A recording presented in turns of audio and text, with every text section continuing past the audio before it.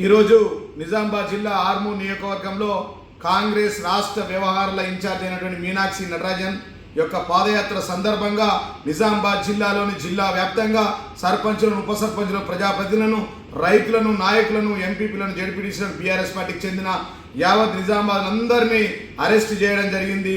దీన్ని నేను తీవ్రంగా ఖండిస్తా ఉన్నాను. ముఖ్యంగా నందిపేట పోలీస్ స్టేషన్లో వందలాది మందిని, మాక్లూరు పోలీస్ స్టేషన్లో వందలాది మందిని, ఆర్మూర్ పోలీస్ స్టేషన్లో వందలాది మందిని అరెస్ట్ చేశారు. వారిని వెంటనే విడుదల చేయాలని చెప్పి నేను డిమాండ్ చేస్తూ ఉన్నాను. గాంధేయవాదం అని చెప్పి మరి మీనాక్షి నటరాజన్ గారు ఇవాళ ఆర్మూర్లో గాడ్సే సిద్ధాంతాన్ని, గాడ్సే వాదాన్ని నడిపిస్తుందని చెప్పి సందర్భంగా తెలియజేస్తా ఉన్నాను. ఆర్మూర్ అంటేనే రైతులు అంటేనే ఆర్మూరు. అట్లాంటి ఆర్మూర్లో ఇవాళ అప్రకటిత ఎమర్జెన్సీ కనబడుతుందని చెప్పి సందర్భంగా తెలియజేస్తా ఉన్నాను. అలాంటి ఆర్మూర్లో ఈరోజు మాజీ ఎమ్మెల్యే జీవన్ రెడ్డి అయినటువంటి నేను నా ఇంటి చుట్టూ పోలీసుల పహారా, నిజామాబాద్ జిల్లా పార్టీ ఆఫీస్ చుట్టూ పోలీసుల పహారా చూస్తూ ఉంటే నిజామాబాద్ సిపి గారు నిజామాబాద్ జిల్లాలో ఇలా అప్రకటిత ఎమర్జెన్సీని ప్రకటించిందని చెప్పి సందర్భంగా తెలియజేస్తూ ఉన్నాను. అసలు ఇదేం పాలన, ఇదేమి నిర్బంధాలని చెప్పి ఈ సందర్భంగా కాంగ్రెస్ వారిని నేను ప్రశ్నిస్తూ ఉన్నాను. ఇది ప్రజాపాలన కాదు, పోలీస్ పాలన అని చెప్పి సందర్భంగా తెలియజేస్తాను.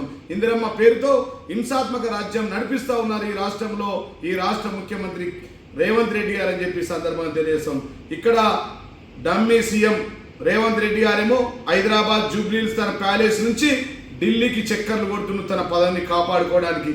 మరి ఇక్కడ షాడో సీఎం మీనాక్షి నటరాజన్ గారు ఆలూరు నుంచి ఆర్మూర్కి పాదయాత్ర చేస్తున్నారని చెప్పి సందర్భంగా నేను తెలియజేస్తున్నాను. ఇందిరమ్మ రాజ్యంలో హింసాత్మక రాజ్యం నడుస్తూ ఉంది. ఇది ప్రజాపాలన కాదు, పోలీస్ పాలన కనబడతా ఉందని చెప్పి సందర్భంగా తెలియజేస్తున్నాను. అడుగు తీసి అడిగేస్తే కేసు, నోరు తెరిస్తే కేసు, నిరసన తెలిపితే కేసు, ప్రజల తరపున నిలబడితే కేసు, పాలన వైఫల్యాలు ఎండగడితే కేసు, పరామర్శకు పోయిన కేసు, ప్రజా సమస్యలు ప్రస్తావిస్తే కేసు, సీఎంను విమర్శిస్తే కేసు, సీఎం పేరు మర్చిపోయిన కేసులు ఈ రాష్ట్రంలో మరి కేసులు పెడతా ఉన్నారని చెప్పి సందర్భంగా తెలియజేస్తాను. ఒక్కొక్క రంగాన్ని టార్గెట్ చేసి కక్ష కట్టి అందులోని ప్రముఖుల మీద కేసులు, బీఆర్ఎస్ నాయకుల మీద కేసులు పెడతా ఉన్నారు.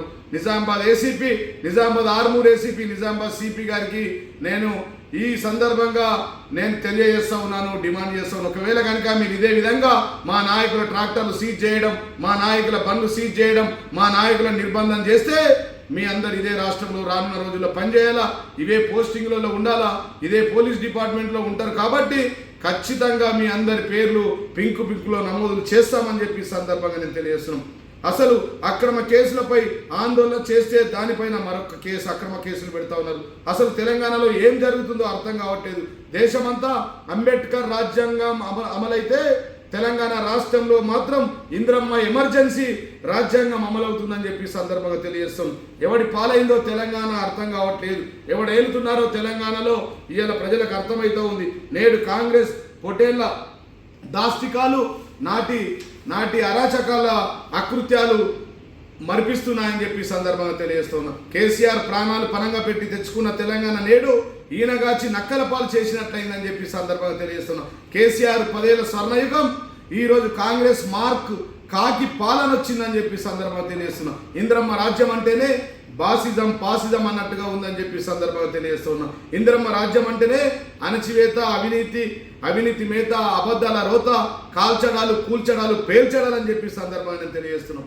ఇక మన డమ్మీ సీఎం హైదరాబాద్ జూబ్లీహిల్స్ తన ప్యాలెస్ నుంచి ఢిల్లీకి చక్కర్లు కొడుతుంటే మరి మీనాక్షి నటరాజన్ అయినటువంటి షాడో సీఎం ఆర్మూర్ టు ఆలూరుకు ఇవాళ పాదయాత్ర చేస్తుంది. కాబట్టి నేను ఆర్మూర్ ప్రజలను, ఆలూరు ప్రజలను ఆ రోజు ఆలూరు మండలాన్ని ఇచ్చింది కేసీఆర్, ఆర్మూర్లో 100 పడకలు ఇచ్చింది, 100 పడకల ఆసుపత్రి ఇచ్చింది కేసీఆర్, ఆర్మూర్ను రెవెన్యూ డివిజన్గా మార్చింది కేసీఆర్. మీరు వెళ్తున్న ఆలూరు బైపాస్ రోడ్డు కేసీఆర్ ఇచ్చింది. ఆ దారి వెంటనే వెళుతుంటే ప్రజలు మరి ఈరోజు ఆ యొక్క మీనాక్షి నటరాజన్ గారిని ఎక్కడికక్కడ ప్రజలు, రైతు బంధు రాని ప్రజలు, రైతు బంధు రాలేదని చెప్పి నిలదీయండి మీనాక్షి నటరాజన్ గారు. ఈరోజు జిల్లా అధ్యక్షుడిగా ఈ సందర్భంలో ఈ సాయంత్రం ఈరోజు మీనాక్షి నటరాజన్ గారు ఆర్మూర్కి వస్తూ ఉన్నారు. మరి ఆర్మూర్కి వస్తున్న సందర్భంలో ఆలూరు నుంచి ఆలూరు బైపాస్ రోడ్ మీదుగా ఆర్మూర్ 100 పడకల ఆసుపత్రి వరకు పాదయాత్ర చేయబోతా ఉన్నారు. కాబట్టి ఈ పాదయాత్ర సందర్భంలో ఆలూరులోని రైతులంతా రైతు రుణమాఫీ రాని రైతులంతా నిలదీయండి, ప్రశ్నించండి అని చెప్పి ప్రజలకు చేతులెత్తి విజ్ఞప్తి చేస్తూ ఉన్నా. అదేవిధంగా రైతు బంధు రాని రైతులు కూడా నిలదీయాలని చెప్పి ఈ సందర్భంగా తెలియజేస్తూ ఉన్నా. రైతు బీమా రాని అక్క చెల్లెలు కూడా మరి మీనాక్షి నటరాజన్ నిలదీయాలని చెప్పి సందర్భంగా తెలియజేస్తున్నా. తులం బంగారం స్కూటీ రాని అక్క చెల్లెలు కూడా తోవింటి ఆమెను ప్రశ్నించండి, నిలదీయండి అని చెప్పి సందర్భంగా తెలియజేస్తున్నా. అదేవిధంగా 2000 రూపాయల పింఛన్, 4000 రూపాయలు రాని ముసలు అమ్మలు అక్క చెల్లెలు నిలదీయాలని చెప్పి సందర్భంగా తెలియజేస్తున్నా. లక్షలాది మందికి ఈరోజు కళ్యాణ లక్ష్మి పెండింగ్ లో ఉంది. వాళ్ళంతా కూడా ఖచ్చితంగా మీనాక్షి నటరాజన్ గారిని రోడ్ల వెంబడి నిలదీయాల ఆర్మూర్ పాదయాత్రలో అని చెప్పి సందర్భంగా తెలియజేస్తున్నా. ఈ రాష్ట్ర ముఖ్యమంత్రి డమ్మీ ముఖ్యమంత్రి రేవంత్ రెడ్డి గారు ఆర్మూర్ సిద్ధులగుట్ట సాక్షిగా, ఆర్మూర్ నిజామాబాద్ జిల్లా బాసర సాక్షిగా ఆయన ప్రమాణం చేశాడు. 100% రైతులకు రుణమాఫీ, రైతులకు రైతు బంధు, రైతు అక్క చెల్లెలకు తులం బంగారం ఇస్తానని చెప్పిండు. కాబట్టి అవి రాలేదు. కాబట్టి ఇవాళ ఈ మీనాక్షి నటరాజన్ గారికి బ్రహ్మాండంగా కేసీఆర్ గారు ఆ రోజు సిద్ధులగుట్టకు 50 కోట్ల రూపాయలతో 50,000 టిప్పర్ల మొరమేపించి 13 కోట్ల రూపాయలతో రోడ్డు వేయించి సిద్ధులగుట్ట అభివృద్ధిని చేయించాడు. కాబట్టి ఒక్కసారి మీనాక్షి నటరాజన్ గారిని ఆ సిద్ధులగుట్టకి వెళ్ళి శివుడికి దర్శనం చేసుకొని అక్కడి నుంచి ప్రజలకు ఏం మాట్లాడతావో ఆ దేవుడు సాక్షిగా మాట్లాడవలసిందిగా నేను మీనాక్షి నటరాజన్ గారిని డిమాండ్ చేస్తామని చెప్పి సందర్భాన్ని తెలియజేస్తున్నాం. అసలు మీ పాదయాత్ర ఎందుకో మీరు సమాధానం చెప్పాలి. అసలు విషయాన్ని పక్కన పెట్టి డమ్మీ సీఎంను హైదరాబాద్లో పెట్టి మరి రాహుల్ గాంధీ గారు ఇన్ఛార్జ్లు దేశంలో ఎక్కడ లేని విధంగా ఇలా ఆలూరు టు ఆర్మూర్కు మరి పాదయాత్ర ఎందుకు పంపుతుందో తెలియజేయాలి. అక్కడ ప్రధానంగా మీనాక్షి నటరాజన్ గారికి ఒక మాట చెప్తా ఉన్నా. ఈ 18 నెలల్లో మీ యొక్క ఇన్ఛార్జ్ అయిన వినయ్ రెడ్డి గారు 500 ఇళ్లకు పైగా నంబర్లు ఇచ్చి డబ్బులు తీసుకున్నాడు. దానికి మీరు సమాధానం చెప్పండి. Thanks for watching. Like, share and subscribe.